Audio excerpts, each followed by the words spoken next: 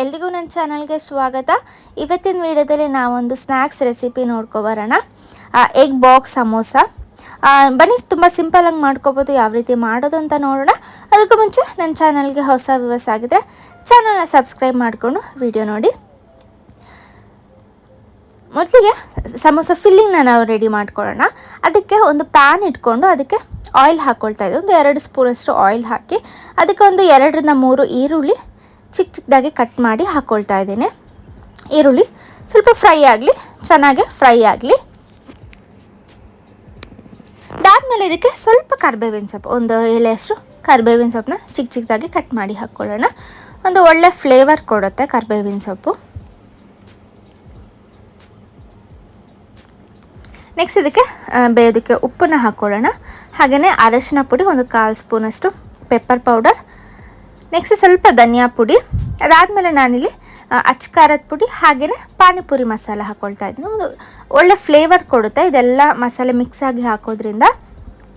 Next ಇದಕ್ಕೆ ಒಂದು ಅರ್ಧ ಟೀ ಸ್ಪೂನಷ್ಟು ಗರಂ ಮಸಾಲ.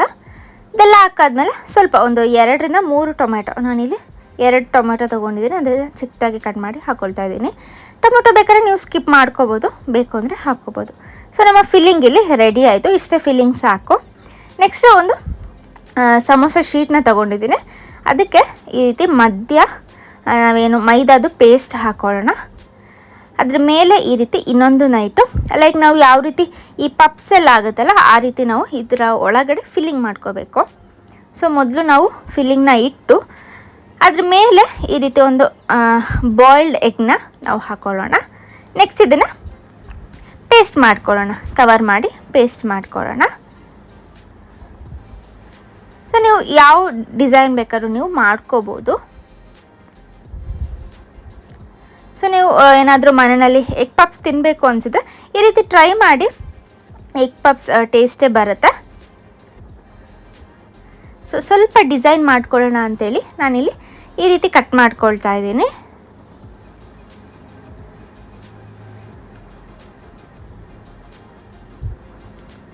ಸೊ ಇವಾಗ ಇದನ್ನು ನಾವು ಕ್ರಿಸ್ ಕ್ರಾಸ್ ಆಗಿ ಹಾಕ್ಕೊಳ್ಳೋಣ.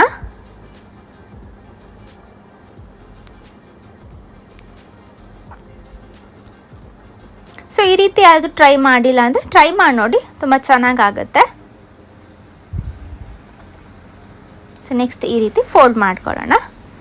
ಸೊ ಸೈಡ್ಸ್ ಎಲ್ಲ ಚೆನ್ನಾಗಿ ಕವರ್ ಮಾಡ್ಕೊಳ್ಳಿ, ಇಲ್ಲಾಂದರೆ ಆಯಿಲೆಲ್ಲ ಒಳಗಡೆ ಹೋಗ್ಬಿಡತ್ತೆ.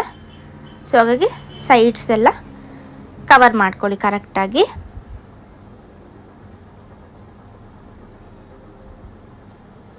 ಸೊ ನೋಡ್ಬೋದು, ಈ ರೀತಿ ಕವರ್ ಮಾಡ್ಕೊಳ್ಳಿ.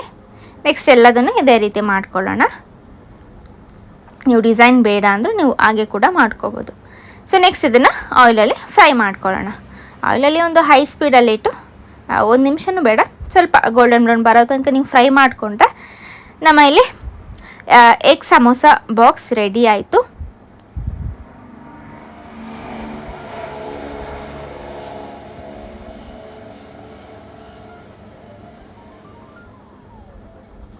ಸೊ ನಾನು ಉಳಿದಿರೋ ಅಂಥದ್ದನ್ನು ನಾನು ಡಿಸೈನ್ ಏನು ಮಾಡೋದಕ್ಕೆ ಹೋಗಿಲ್ಲ, ಹಾಗೇ ಫೋಲ್ಡ್ ಮಾಡಿ ಫ್ರೈ ಮಾಡ್ಕೊಳ್ತಾ ಇದ್ದೀನಿ.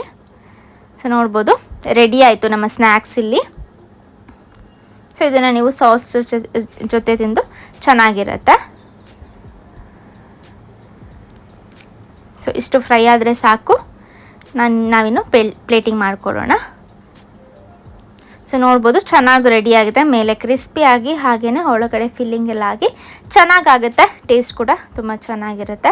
ಟ್ರೈ ಮಾಡಿ ನೋಡಿ, ಯಾರೆಲ್ಲ ಟ್ರೈ ಮಾಡಿಲ್ಲ ಟ್ರೈ ಮಾಡಿ ನೋಡಿ.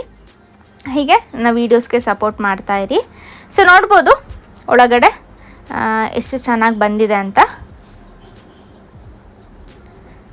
ಸೊ ಎಗ್ಗೆಲ್ಲ ಇರೋದ್ರಿಂದ ಎಗ್ ಪಪ್ಸ್ ಇಷ್ಟ ಅಂದರೆ ಯಾರಿಗೆಲ್ಲ ಇಷ್ಟ ಇರಲ್ಲ ಅವರಿಗೆ ಇಷ್ಟ ಆಗೇ ಆಗುತ್ತೆ. ಟ್ರೈ ಮಾಡಿ ನೋಡಿ.